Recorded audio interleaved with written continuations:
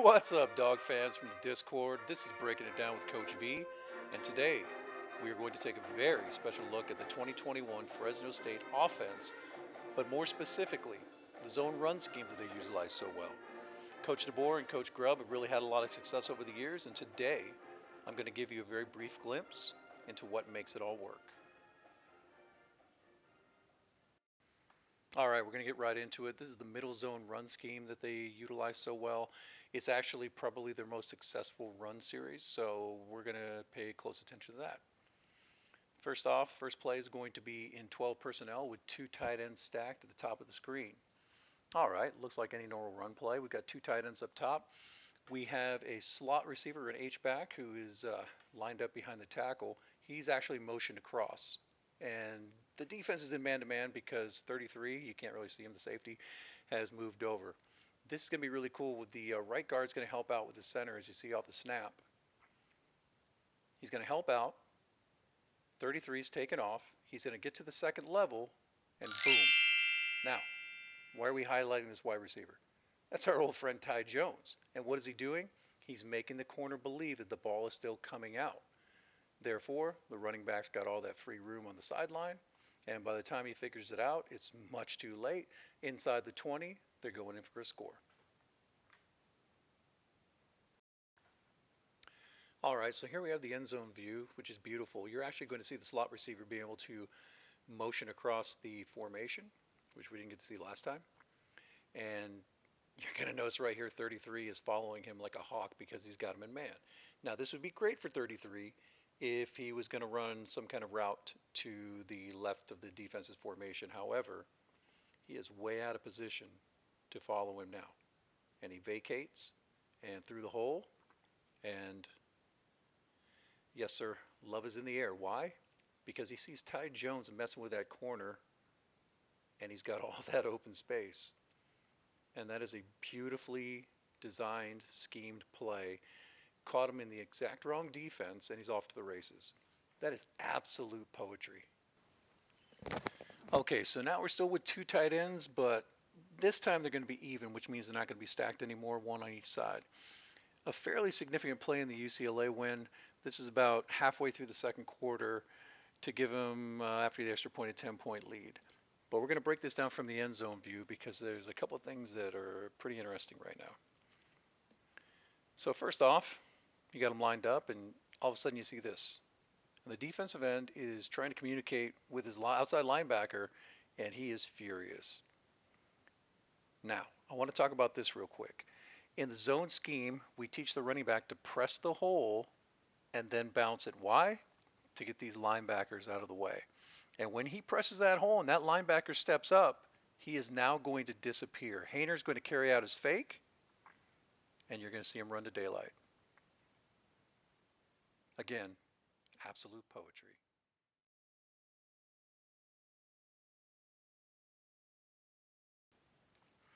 Here we have another two tight end formation balanced.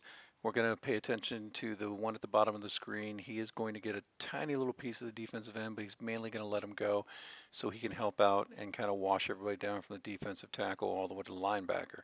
And as you can see, nifty little run there. He's going to spring it free. Now, when we look at the end zone shot of this, it's going to tell the whole story.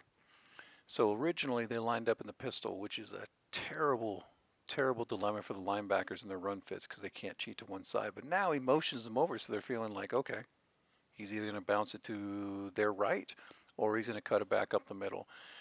Here's the problem. The defensive end, who's largely unblocked, has a choice to make. He's either going to go after the quarterback or the running back. And as you can see, he kind of gets caught in between. I think Hayner makes eye contact with him, steals his soul, and now he's chasing from behind.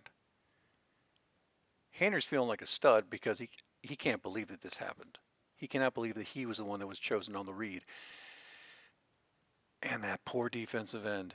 Embarrassing.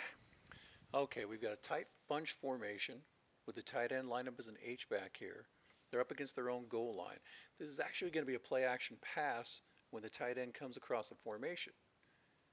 And we're going to let this roll and just kind of nice and easy out into the flat.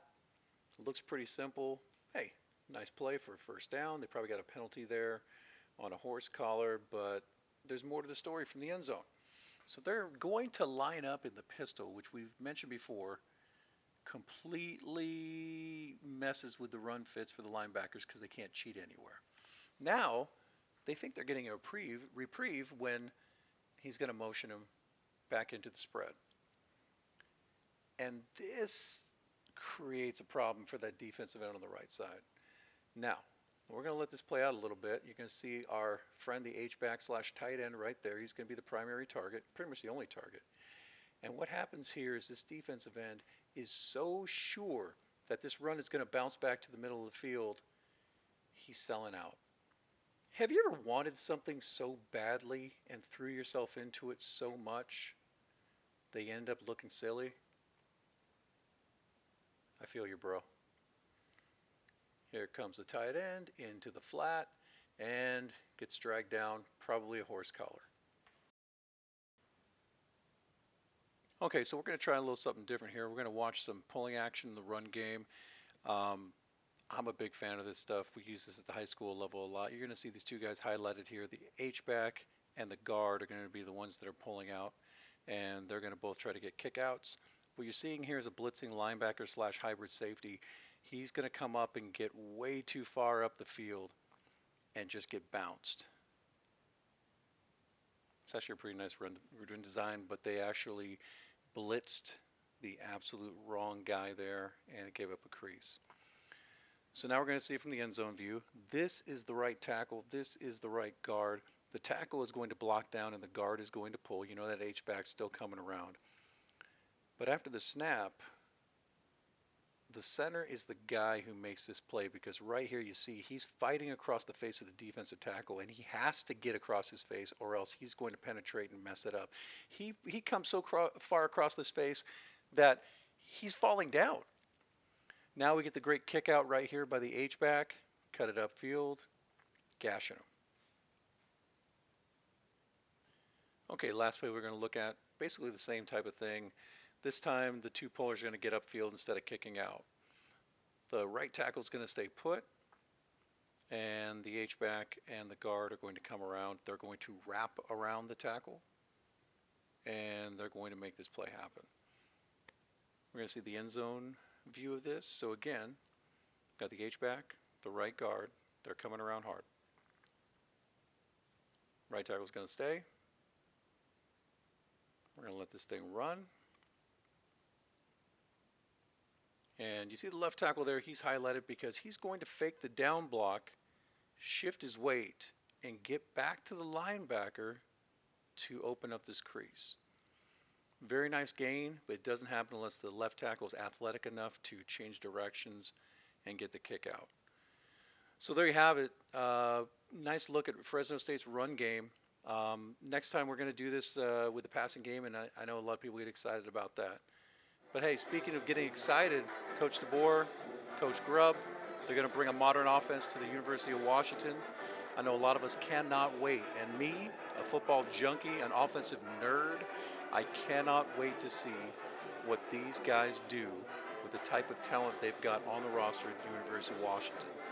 I'm Coach V. This has been Breaking It Down with Coach V. Thank you for tuning in, and much more to come. Go Dogs!